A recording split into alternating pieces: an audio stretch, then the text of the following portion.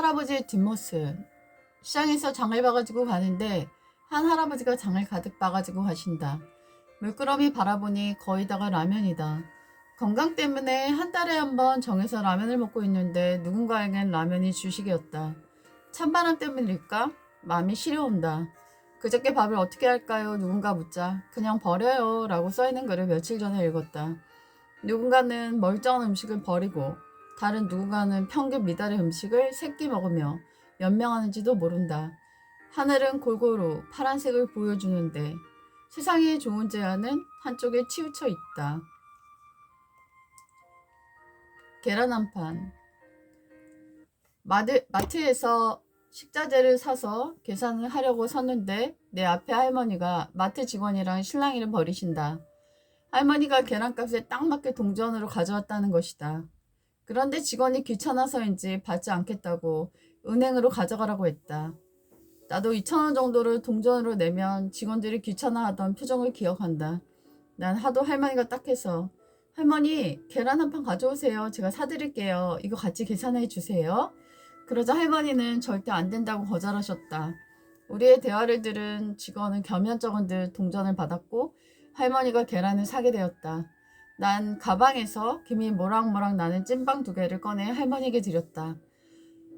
내가 집이라도 알고 싶은디 할머니 축복해요. 동전을 휴지에 정성껏 싸고 고무줄까지 묶어서 오신 할머니. 동전은 돈이 아닌가? 손님도 하나도 없는데 동전 좀 같이 세주면 왜 안 될까? 하는 생각이 들었다. 계란 한 판을 못 사드린 게 오늘 내내 너무 마음에 걸렸다. 우리도 노인이 된다. 우리도 어려운 노년을 맞을 수 있다. 아, 웬일이니? 난 요즘 고지혈증 약을 먹고 있다. 갱년기가 되어 갑자기 몸이 너무 달라지고 있어 당황스러운데 콜레스테롤 수치가 너무 높다고 의사가 약을 먹으란다. 작년까지 멀쩡한 수치가 이럴 수 있는지 참 안타깝다. 고지혈증 약의 부작용은 치매 현상이 온다고 한다. 그래서인지 약을 먹은 후부터 깜빡하기 시작했는데 한 번도 걱정이 된 적이 없었는데 최근엔 걱정이 되기 시작했다.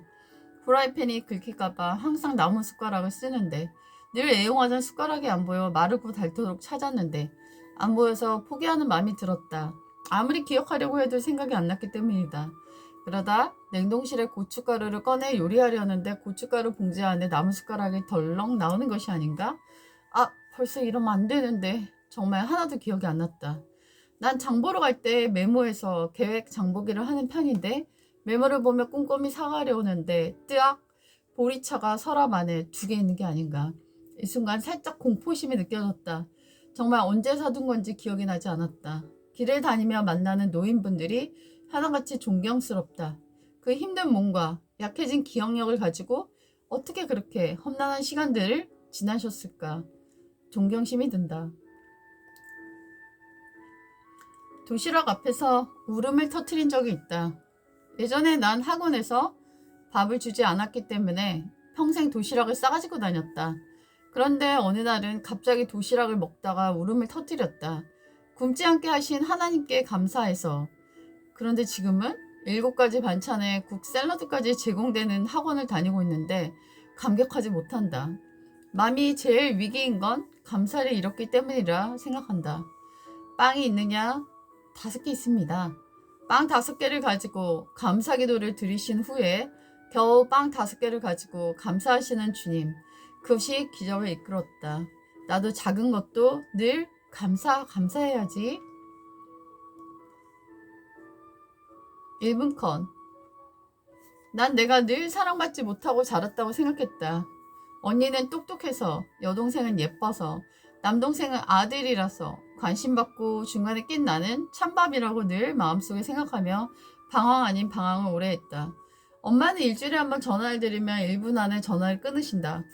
내가 매일 전화하던 시절도 있었는데 엄마께서 싫어하시는 것 같아서 일주일에 한 번, 열흘에 한 번 정도 전화하는데도 1분만 지나면 어떤 핑계를 대시면 전화를 끊는 것 같다 못내 서운했다.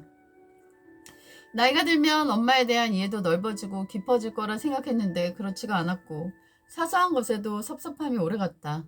그러다 오디오북을 듣게 되었는데 2시에서 4시 사이라는 소설이었는데 노인인 주인공이 백화점에 가서 식료품을 사고 결제하려는데 핸드폰이 없어 당황하는 이야기였다. 그녀는 아무리 생각하려고 해도 그 누구의 번호도 떠오르지 않았고 실망해서 집에 왔는데 심지어 먹을 것도 없어. 유통기간이 지난 라면을 먹고 저혈당 쇼크가 와서 기절한다. 다음 날까지 잤는데도 그 누구와도 연락이 닿지 않은 독거노인의 비참함이 느껴졌다. 전화기를 잃어버린 그의 일 하나로 그녀는 세상과 완전히 끊어져 버린 것이다. 책을 읽고서 엄마 생각이 많이 났다. 엄마가 우리 사남매 다 대학을 홀로 보내주시고 치매도 안 걸리신 것만으로도 너무나 감사했다. 아빠가 돌아가시고 혼자 억센 생활을 하신 엄마의 거친 삶에 다정한 언어가 담기지 못하셨지만 80 넘으신 몸으로 김치를 담가서 택배로 쌀과 보내주셨다. 더 많은 사랑을 주셨는데 1분 컷에 집중된 내 유아기적 사고가 참 죄송하다. 엄마가 또렷한 정신과 기억을 가지고 사시는 거 하나만으로도 난 충분히 감사하다. 엄마 미안해. 그리고 사랑해. 인생은 노력. 어떤 사람은 인생은 운이다. 어떤 사람의 인생은 노력이다. 인생은 능력이다. 여러 가지의 주장들이 있다.